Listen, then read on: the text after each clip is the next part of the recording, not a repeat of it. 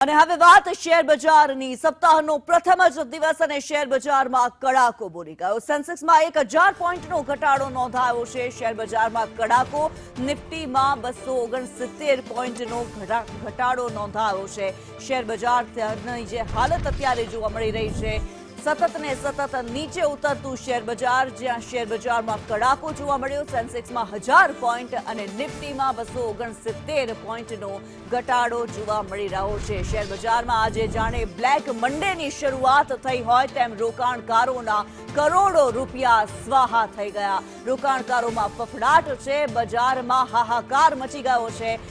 વૈશ્વિક બજારમાં જે અસર છે તેની અસર હવે ભારતીય બજારો પર પણ જોવા મળી રહી છે રોકાણકારોના કરોડો રૂપિયા સ્વાહા થઈ ગયા